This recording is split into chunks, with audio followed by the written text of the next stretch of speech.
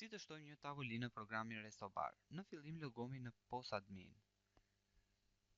Vendosim kodin e përdorësit admin, fjalëkalimin e tij dhe më pas botonin hyrje.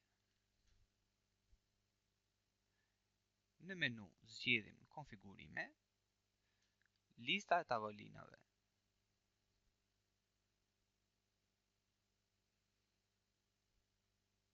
Më pas shtypim butonin Shto, vendosim emërtimin e tavolinës,